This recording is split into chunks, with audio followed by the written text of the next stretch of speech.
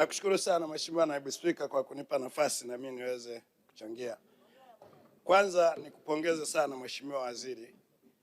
Umeonyesha ukomavu na hii inajenga heshima kwa viongozi wetu wakuu kwamba vijana mnapopewa nafasi mnao uwezo wa kukabiliana na majanga yoyote bila kutikisika, na imani angekuwa mzee kwenye hii nafasi kwa sasa angekuwa anaishi na vidonge kwenye mfuko kwa sababu ya maneno yanayozungumzwa. Mheshimiwa Mwenyekiti, Mheshimiwa Naibu Spika, mimi nafanya biashara ya mafuta. Nimesikiliza ajenda na hoja nyingi za wabunge toka tumeanza bunge letu kuhusu toka jana. Ni kweli inaonekana kama tunamsukumia serikali kwamba punguza, toa kodi. Mimi ni mbunge wa awamu ya 3 humu ndani. Kazi ya kupitisha bajeti sio kazi ya rais wala sio kazi ya serikali, ni kazi yetu sisi wenyewe humu ndani. Huwa tunabishana, tunavurugana, tunafikia mwafaka, tunapitisha bajeti. Sasa katikati ya bajeti kama limetokea janga la kidunia, sidhani kama ni sahihi kumsukumia mtu mwingine arekebishe swala hili. Swala hili ni la kwetu. Mbunge yoyote anayeona kuna upenyo wa kutafuta pesa, yani wa kupunguza pesa kwenye mafuta, kodi kwenye mafuta, asimame tu atuambie ni wapi. Halafu tuulizane. Mimi kwangu siwaogopi wananchi walionichagua kwa sababu wananijua na waliniamini niwe msemaji wao. Na hii kazi hatutakiwi kusema iwe ya waziri au iwe ya serikali.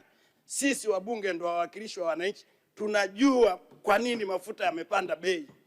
Tutoke sisi wenyewe kwenye majimbo yetu tukaelimisha watu wetu. Mimi binafsi Msukuma sikubaliani kabisa kupunguza bei ya mafuta. Hili ni janga la kidunia na huu ndio ukomavu wa nchi yetu. Lazima tukabiliane nayo kwa njia yoyote ile. Mimi kwangu ndo barabara imeanza kuwekwa lami toka imeumbwa dunia. Tupunguze bei, tukatoa hela ya mafuta, tuache kutengenezewa lami? Hapana, nitafanya mikutano hata leo na mkutano kule jimboni. Nitawaambia wananchi wangu jinsi gani mafuta yamepanda na tukubaliane, tujifunge mkanda. Na nchi yetu imeonyesha mifano mingi. Tulipata corona humu ndani Tanzania. Sisi wabunge humu mkono wenzetu walitangulia mbele za haki. Tulikuwa tunakaa na maplastiki puani, lakini tukasevu, hatukuyumba. Nchi zingine ziliumba. Sasa mtu tunakimbilia kusema tupunguze bei ya mafuta. Kuna nchi pamoja na kupunguza na kuweka incentive bado hawana mafuta, bado na bei ni kubwa kuliko.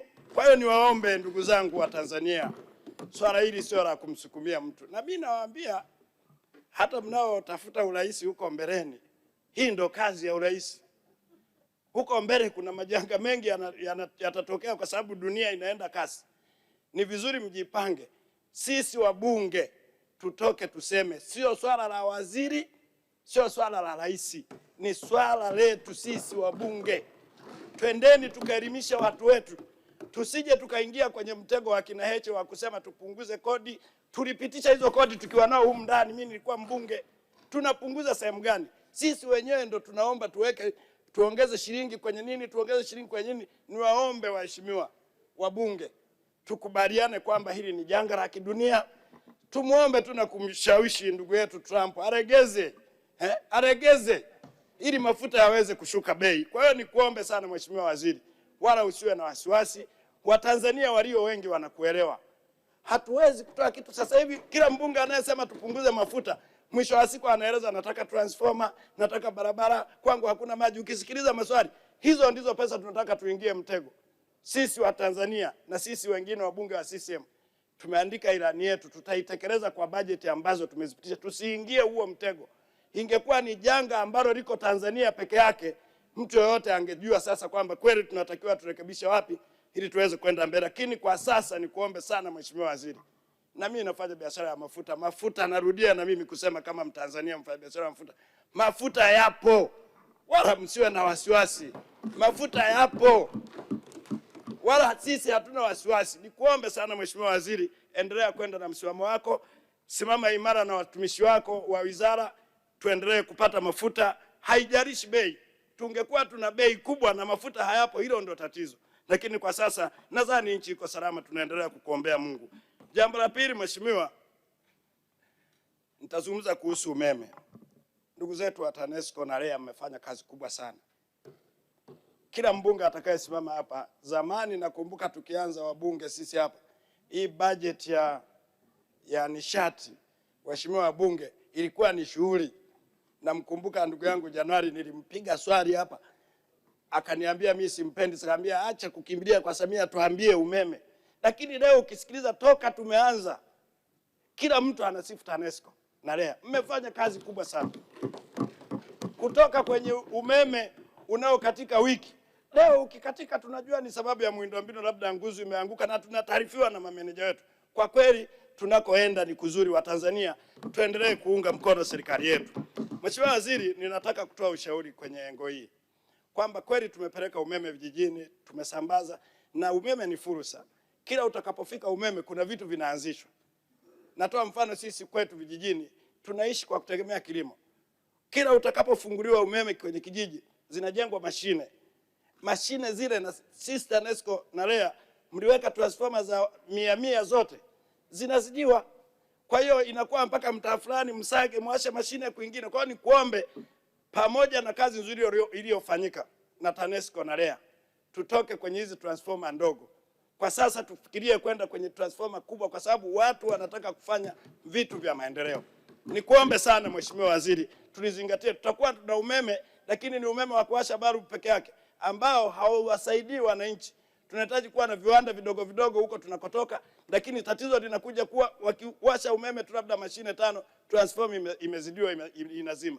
Kwa hiyo nikuombe sana Mheshimiwa, kwenye bajeti yako lizingatie hilo. Jambo lingine Mheshimiwa Mwenyekiti, Naibu Spika, kwa sisi tunaotoka vijijini, kila mbunge atakayesimama hapa atasema tu kuna center kama alivyosema mwenzangu zimepewa mamlaka mji mdogo.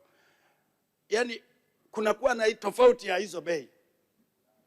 Unaambiwa hapa ni mjini, hapa ni hivi. Niombe, kama tulishaamua kusema vijijini ni 27,000, tuache kuwa na ndimi mbili.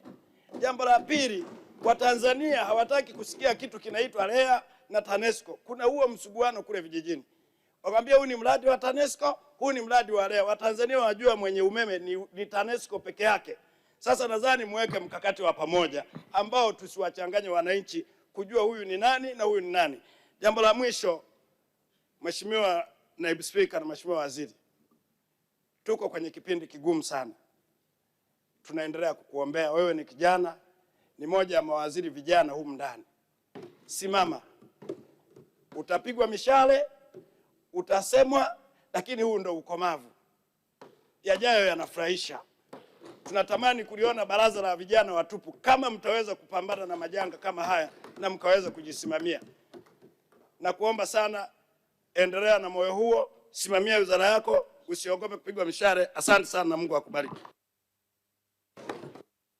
Asante sana Mheshimiwa Msukuma. Limtaja Mheshimiwa Esther Matiko, lakini ataanza Mheshimiwa Kunti Yusuf Majala, atafuatiwa Esther Matiko, alafu Mheshimiwa Engineer Ezra John Chewelesa.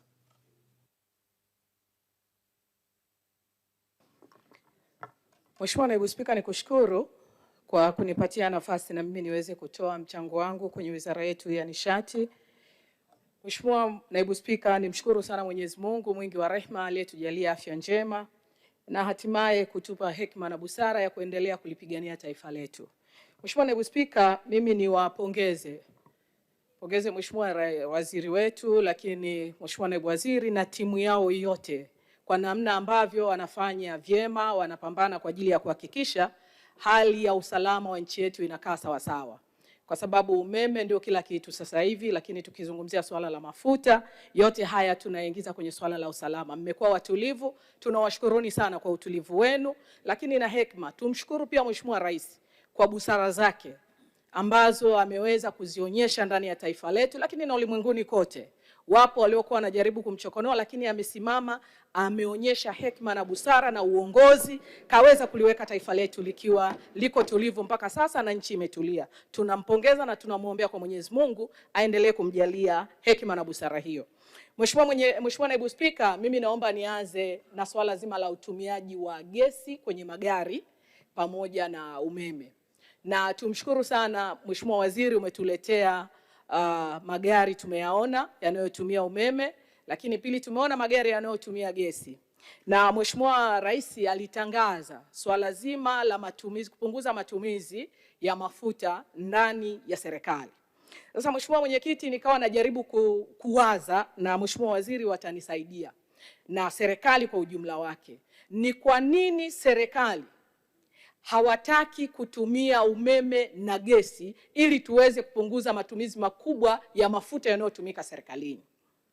Na wakitumia wao, Mheshimiwa Naibu Spika, itatupa chachu kwa watu wengine binafsi kwenda kutumia nishati hizo na kuanza kupunguza matumizi ya mafuta kwenye nchi yetu. Kama serikali yenyewe haijaamua kwenda kutumia nishati ya umeme kwenye magari, kutumia nishati ya gesi kwenye magari, bado Watanzania na sisi tutabaki na mashaka na kuvuta miguu kwenda kutumia nishati mbadala kwenye vyombo vyetu vya usafiri. Kwa hiyo niombe Mheshimiwa Waziri, ukija tuambie ni kwa nini serikali hatufikirii ama hatuoni umuhimu wa kutumia hizi nishati mbadala mbili ambazo zinaweza kutusaidia kupunguza gharama kubwa ya mafuta kwenye taasisi zetu za serikali kwa ujumla wake. Lakini Mheshimiwa Mwenyekiti, jambo langu la pili ambalo nilitamani niliseme siku ya leo. Mheshimiwa, tumshukuru sana pia Mheshimiwa Rais. Mwaka jana kwa mwaka juzi, baada tu ya kuingia madarakani, aliamua kujipambanua na kwamba akaamua kuwa mwanamazingira na kuhakikisha tunatoka sasa kwenye swala zima la utumiaji wa kuni kwa maana ya kukata miti yetu na kuharibu uoto wetu wa asili ndani ya taifa letu. Na akatoa mitungi mingi sana kwenye halmashauri zetu na kwenye maeneo yetu. Wanawake wengi walifurahia kwa sababu ilikuwa inawarahisishia hata namna ya matumizi. Ile mitungi iko kule vijijini mpaka leo. Mheshimiwa Mwenyekiti, changamoto iliyopo leo ni bei kubwa ya gesi iliyopo. Kwa wananchi wetu, baada ya kuwagawia ile mitungi awamu ya kwanza, bei ni kubwa, wanashindwa kumudu. Lakini pili, upatikanaji wa gesi maeneo ya vijijini, mfano mimi kwangu Chemba. Kwa hiyo watoa huduma wa ujazaji wa gesi baada ya ule mtungi kuisha, hana mahali pa kwenda kuikuta hiyo gesi na kuweza kujaza. Kwa hiyo tuombe serikali muone namna gani ya kuliangalia swala la upunguzaji wa bei ya gesi, lakini na namna ya upatikanaji kwa urahisi. Na hilo tunaombeni pia mtusaidie, tuwekeni basi mita kwenye ile mitungi ili mwanamama wa Chemba anapopika ajue gesi yake imebaki kiasi gani. Hii biashara anapika kama gesi kana katika ugali ndio kwanza ya kuvuga bahari yake wagoe, bwana ndugu yangu wewe unakuta mama sasa tena ugali mzee huko anakula ugali mbichi. Kwa hiyo tusaidie kaka Deo, twendeni kwenye teknolojia, tuwekeeni mita ambayo inaweza kuonyesha mtungi wake gesi umebaki kiasi fulani. Mheshimiwa Mwenyekiti, baada ya kusema hayo, naomba sasa niseme mambo yanayowahusu wanachemba. Mheshimiwa Waziri, wilaya yangu ya Chemba unaifahamu, wewe ni mwana Dodoma mwenzangu, tunakutana kwenye vikao vingi. Wilaya yangu Mheshimiwa Waziri, changamoto yake ya kwanza kwa watumishi wa TANESCO ndani ya wilaya ya Chemba, hawana gari dogo wala hawana gari kubwa kwa maana ya ile ya kubeba nguzo crane. Kwa hiyo niwaombeni sana, tusaidieni. Wilaya ile ni kubwa. Magari wanaoyatumia leo, tunamshukuru meneja wetu wa mkoa kaka Shamba anapambana. Magari wanaoyatumia ni ya kukodi na gharama ya kukodi ni kubwa. Na kwenye swala la magari hapa Mheshimiwa Waziri, wilaya yetu sisi imegawanyika kwenye kanda mbili. Tuna kanda wa magharibi na kanda wa mashariki. Kwa hiyo tuna magari ambayo yamekodiwa pale wilayani, lakini kwenye hizi kanda mbili kwa Mrijo pale tuna kodi gari, lakini ukija huko kwa Mtoro pia kwa ajili ya kuharakisha huduma nako tumekodi gari. Oneni namna ambavyo mnaweza kutusaidia, tupatieni magari ili wananchi wetu waweze kuhudumiwa kwa urahisi na hatimaye waweze kuendelea kufanya shughuli zao za kujenga taifa lao. Mheshimiwa Mwenyekiti, jambo langu la pili kaka Deo ni swala zima la nguzo. Wilaya ya Chemba tunahitaji nguzo, na nguzo tunazozihitaji Mheshimiwa Waziri, tunahitaji nguzo za zege. Kwa nini tunahitaji nguzo za zege? Tunahitaji nguzo za zege kwa sababu wilaya ya Chemba tuna changamoto kubwa sana ya mchwa. Kwa hiyo kila tunapoweka nguzo hizi za kawaida zinaliwa na mchwa, lakini pili, maeneo mengi sisi ni mkondo wa maji. Kwa hiyo nguzo zile mara nyingi zinaoza kwa sababu ya kukutwa na maji mengi. Kwa hiyo mkitusaidia nguzo za zege zitatusaidia sisi kuwa na umeme wa uhakika usiokatika wala uangikwaji wa nguzo na gharama kubwa ya kurudia yale maeneo kwa uharibifu wa nguzo. Na Mheshimiwa Waziri, nguzo kubwa tunahitaji 822. Ukitupatia hizo sisi tumemaliza, hatukudai tena. Yaani tutakuwa tumefunga kazi kwenye swala la umeme mkubwa kwa maana hizo nguzo kubwa. Lakini Mheshimiwa Waziri, umeme wa mjazilizo kwenye vitongoji vyetu ambavyo REA wanafanya alafu tunawaachia TANESCO. Hebu tusaidieni, tunawaombeni nguzo 300. Hata hizo nazo kakaangu haiwezekaniki. Kwa hiyo nikuombe mimi nisaidie this time nguzo 500 ili niweze kuwafikishia umeme shule zetu, zahanati zetu pamoja na visima vya maji na taasisi za dini tulizonazo. Kwa hiyo ukitupatia nguzo 500 awamu hii kwenye bajeti hii, sisi tutakuwa umetusukuma kwa kiasi kikubwa sana. Mheshimiwa Mwenyekiti, jambo langu jingine ambalo natamani kulisema ni swala la wenzangu pia walilolisema. Mheshimiwa Mwenyekiti, jimbo la Chemba, kijiji cha Chemba ni kijiji, sio mji wala sio mamlaka wala sio kitu. Maeneo yote vijiji 113 wanaunganishiwa umeme kwa shilingi 27,000. Lakini tukija Chemba mjini pale ni shilingi 3,000 na 20,000. Watu wanakosa majibu na wanauliza, hivi Chemba imekuwa Dodoma jiji ama Chemba imekuwa kitu gani? Wanatamani kusikia majibu yako Mheshimiwa Waziri. Na hili sio, naomba nikusemee na wewe Chamwino hali kadhalika ni vivyo hivyo. Wanalalamika na swala zima la vijiji vyetu hivi kuwekwa kwenye mifumo ya miji, kitu ambacho hatuwatendei haki. Wanatamani kusikia kauli ya serikali kwamba ni lini serikali itawapa fursa ya kutumia huduma ya shilingi 27,000 kwa ajili ya kuunganisha umeme kwenye kaya zao badala ya 320,000 kwa sababu wako vijijini na hawako mijini. Mheshimiwa Mwenyekiti, jambo langu la mwisho, naomba niwashukuru sana. Lakini unapokwenda kuwashukuru Mheshimiwa Deo, kata yetu ya Farkwa, wataalamu wenu walikuja. Kuna eneo ambalo sijui lina maji moto, sijui lina uji moto, sijui lina vitu gani. Walikuja wakapima pale. Walivyopima wakapata majibu wao wakaondoka. Kwa wananchi ile hali namna inavyozidi kuendelea hawana majibu na wamejawa hofu. Ni kuombe tusaidie. Hebu ije timu yako iende ikatupe majibu. Lile eneo pale kuna kitu gani? Si ajabu kunaweza kawa na mafuta ndugu yangu pale tukawa matajiri Chemba ghafla binevu. Kwa hiyo tunaomba waje wapime, lakini pili waweze kutusaidia kutupa elimu kwamba kile kitu ni nini, na wanaposikia na kuona waweze kuona ni kitu cha kawaida ama waweze kutumia mwape tahadhari ya nini cha kufanya, badala yake kuendelea kuwa na hiyo taharuki inayoendelea pale kwenye ile kata, na wananchi wengi wamekuwa hawaelewi na wengine wameamua kuhama kabisa, wamesogea kwa sababu hilo mungurumo na vile vitu vinavyotokea pale vinawapa mashaka sana na maisha yao. Mheshimiwa Naibu Spika, nikushukuru sana kwa muda wako, lakini niwashukuru na niwapongezeni kwa kazi kubwa mnayoifanya na Mungu awabariki sana. Asante sana.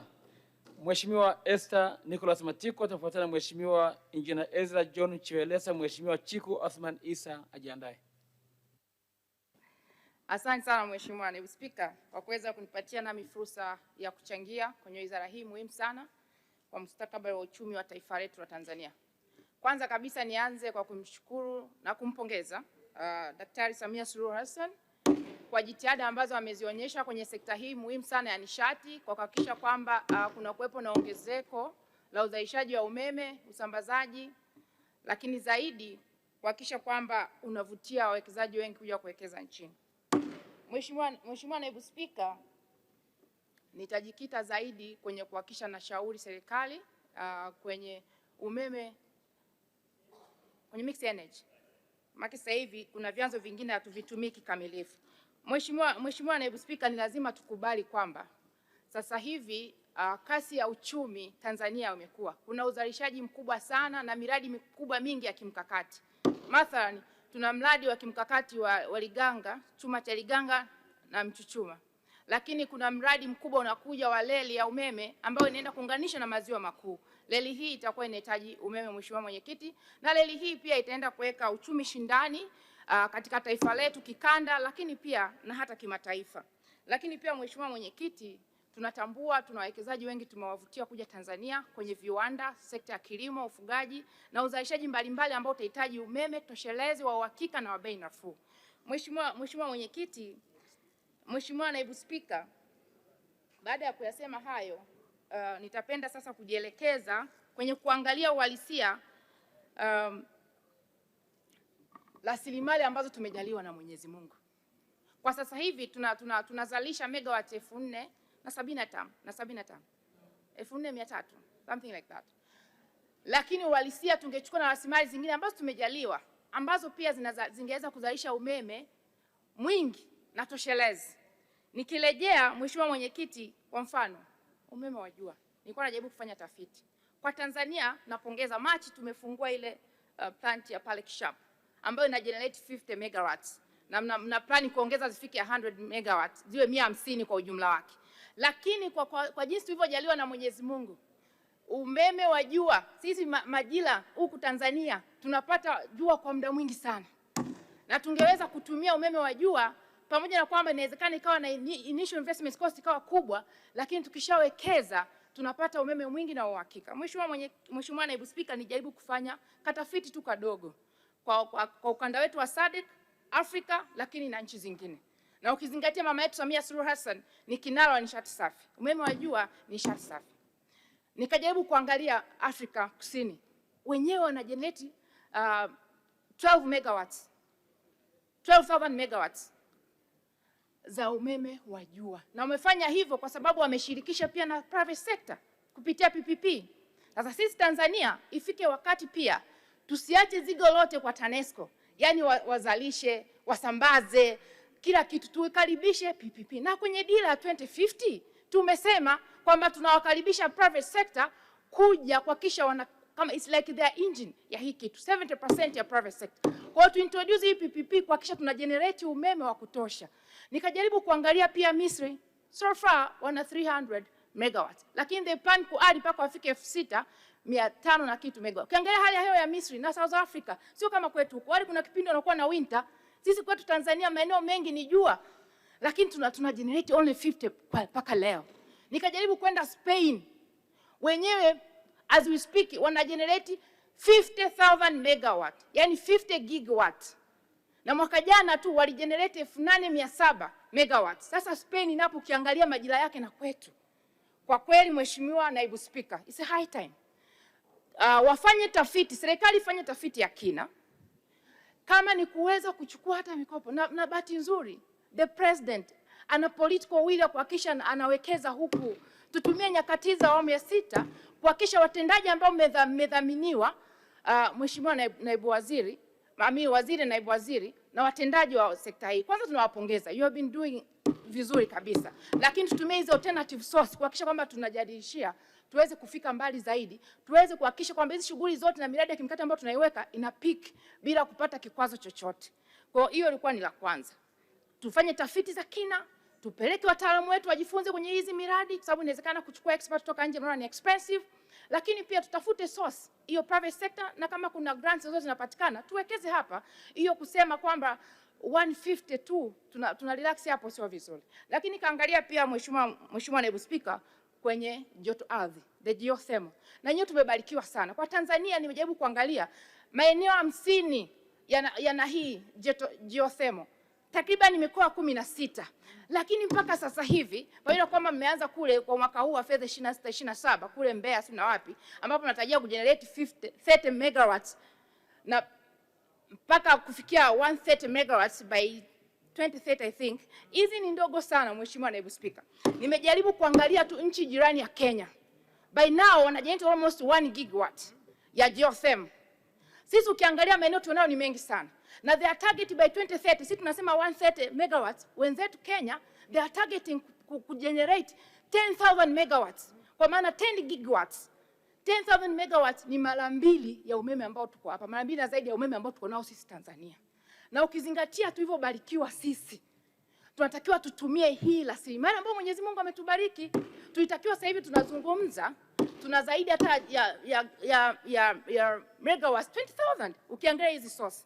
Kwa naomba sana Mheshimiwa Waziri na wataalamu wako, twende na hii kasi ya mama ambayo kwa kweli na hiyo political will. Tuhakikishe tuna exhaust hapa. Hiyo 130 by 2030 is a peanut. Hebu mwende mrevisit. Tuone ni njia gani zingine ambazo tunaweza tukatumia kwa hata kuwavutia au private sector. Tupush. Wenzetu Kenya sio ni source ngapi tulizoambiwa kwa nazo, lakini they are targeting by 2030 10,000 megawatts. Lakini pia nikija Mheshimiwa Mwenyekiti, tumeona hii crisis ya mafuta na usalama wa nchi yetu na nini, a lot of cryo, lakini tunaweza tukajiondoa kabisa kutegemea hii mafuta na petroli, diesel and the like. tumebarikiwa madini ya graphite, nickel, phosphate, erythium.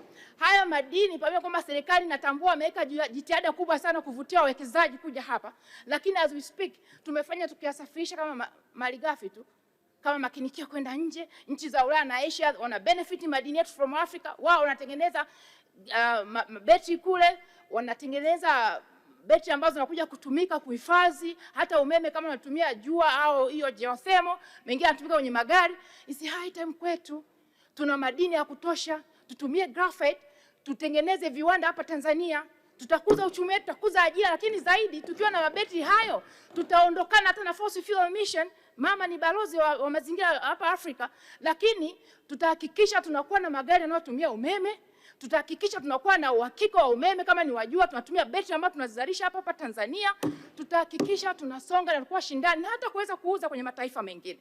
Kwa hiyo tu exhaust kwenye graphite na haya madini ambayo yani tusiache akae tumia kama madini, twende mbali zaidi yaweze kuleta tija kwenye taifa letu. Lakini pia kwenye LNG na gas ina CNG tumebarikiwa nazo pia.